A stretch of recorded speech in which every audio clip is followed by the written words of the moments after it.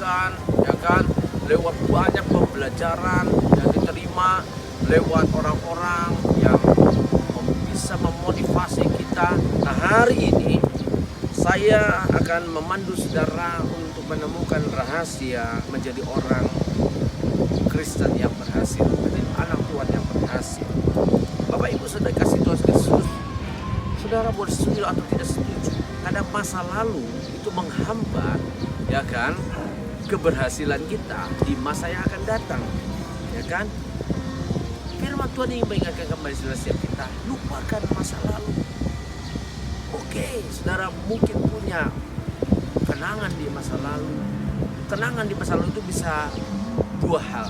Yang pertama, bisa kenangan itu indah, atau yang kedua mungkin kenangan itu buruk.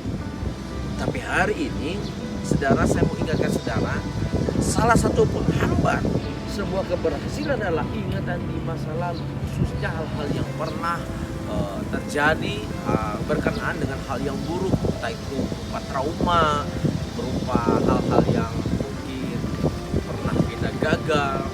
Nah, firman Tuhan katakan, kadang-kadang jika kita pernah mengalami masa lalu yang pahit atau kelam, tak jarang sifat trauma, sifat susah berkembang itu terjadi, ya kan? Yang kedua, jika dulunya kita hidup dalam kemewahan juga bisa menghambat pertumbuhan. Sehingga ketika kita saat ini sedang berjuang, berusaha, kita ingat dulu, aduh kalau dulu saya ya kayaknya nggak usah capek, nggak usah berjuang, nggak usah kerja keras, saya tinggal menikmati hasil, orang tua saya kaya raya kok. Nah, itulah hal-hal di masa lalu yang kadang menghantui kita, membuat kita yang pertama mengalami trauma, yang kedua dengan masa lalu yang menyenangkan mungkin membuat kita tidak mau berjuang, tidak mau berusaha keras. Nah, hari ini adalah hari ini, masa depan adalah hal yang ada di depan. Hari ini kita harus berjuang. Masa depan itu adalah sebuah perjuangan yang kita perjuangkan hari ini. Nah, Bapak Ibu Saudara, ada nasihat Rasul Paulus yang berkata di dalam Filipi pasal 3 ayat yang ke-13 dan ayat 14, Alkitab katakan begini, saudara-saudara, aku sendiri tidak menganggap bahwa aku telah menangkapnya, tetapi ini yang kulakukan, aku melupakan apa yang telah di belakangku dan mengarahkan diri kepada apa yang di hadapanku, dan berlari kepada tujuan untuk memperoleh hadiah, yaitu panggilan surgawi dari Allah dalam Kristus Yesus. Bapak Ibu Saudara, contoh orang-orang atau tokoh Alkitab yang berani merupakan masa lalu dan berhasil berkarya di dalam pelayanan, salah satunya Rasul Paulus. Dia berhasil, dulunya dia Saulus, dia penganiaya umat Tuhan.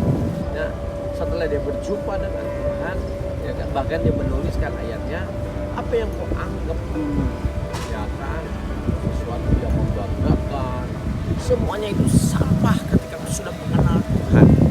Artinya apa? Rasul Paulus katakan, kalau aku hidup ini, itu semua karena anugerah Tuhan, ya kan? Jadi kalau aku masih diberi kesempatan hidup, berarti berharga bagi Tuhan. Dia sudah lupakan kejadian di masa lalu, di mana dia seorang yang sangat dihormati, seorang yang sangat dihargai, dengan terus-menerus mengalir umat Tuhan. Salah satunya dia hadir ketika Stefanus dirajam dengan batu. Alkitab mencatat bahwa jubah atau pakaian Stefanus, ya kan, dibuang oleh para algojo itu persis di bawah kaki seorang muda yang bernama Saulus.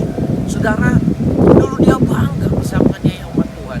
Dulu dia bangga ya bisa melakukan segala sesuatu dengan kemauannya sendiri. Tapi setelah dia mengenal Kristus, setelah dia ditangkap Kristus, dia anggap semua itu sampah. Mungkin dulu dia disegani, ditakuti, harta kekayaan mungkin tidak masalah. Tapi setelah dia berjumpa dengan Kristus, dia katakan semuanya sampah. Ternyata hidup dalam Tuhan jauh lebih luar biasa. Nah, Bapak Ibu Saudara yang kedua, kita ingat Petrus. Simon Petrus itu adalah salah satu murid yang diajak Tuhan untuk bergabung dalam 12 murid. Dalam perjalanan waktu, ternyata dia pun pernah mengalami gagal, pernah dia menyangkal Tuhan Yesus. Tapi apa yang terjadi? Setelah setelah peristiwa ini, dia mulai sadar, dia mulai menangis, dia mulai bayar harga, dia mulai melayani Tuhan dengan semangat.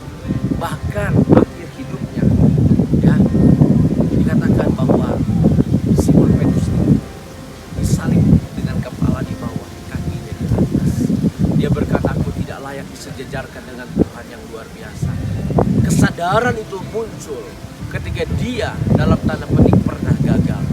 Adakah dalam diri Bapak Ibu Saudara ketika engkau pernah gagal, ketika engkau pernah mungkin mengecewakan Tuhan, jauh dari Tuhan, lalu kamu mulai sadar bilang begini, Tuhan, ternyata aku harus kembali kepada Tuhan. Ingat gak peristiwa anak yang terhilang? Setelah dia berpesta, setelah dia menghabiskan harta kekayaannya, dia baru sadar ternyata di rumah bapaknya itu jauh terpelihara. Hari ini saya mau bilang yang kedua dengan baik, jangan pernah kau jauh dari Tuhan. Yang kedua saya mau bilang buat Bapak Ibu Saudara, jangan pernah kau tinggalkan Tuhan. Ya, saya mau sampaikan buat Bapak Ibu Saudara, hidupmu terpelihara karena Tuhan, bukan karena engkau hebat, bukan karena engkau punya banyak uang, harta kekayaan. Saya mau bilang harta kekayaan bisa lenyap, ya kan? Pangkat jabatan juga bisa berakhir. Tapi saya mau bilang hari ini, kalau engkau hidup di dalam Tuhan, hidupmu akan terpelihara. Karena hanya Tuhan yang bisa menjaga, melindungi dan memelihara hidupmu. Hanya karena Tuhanlah engkau bisa ada untuk menikmati sukacita dan damai sejahtera. Dari tempat ini, dari Pantai Indah Kapuk 2, saya menyiarkan suara kebenaran bersama dengan Sharon Cornelia Elizabeth. Saya percaya dari tempat yang indah ini, saya mau sampaikan dua hal penting dalam hidup saudara dan hidup saya. Yang pertama dengan baik, lupakan masa lalu, karena masa lalu itu hanya sebagai kenangan dan tidak akan pernah menolong kehidupanmu di masa yang akan datang. Hidup ini adalah perjuangan, masa depan adalah sebuah perjuangan. Kalau kau terlena dengan masa lalu karena kau merasa trauma dengan masa lalu, kau tidak akan pernah berhasil. Yang kedua, saya mau bilang buat Bapak Ibu Saudara, kalau kau sudah menemukan Tuhan dalam hidup, sekali percaya Tuhan Yesus tetap selamanya. Kau boleh pernah gagal, kau boleh pernah mengecewakan Tuhan, kau boleh pernah melakukan hal-hal yang buruk dalam hidupmu yang sudah berlalu. Biarlah yang berlalu, biarlah yang lalu sudah berlalu, sesungguhnya yang baru sudah datang. Ubah hidup saudara, alami Tuhan dalam hidup saudara.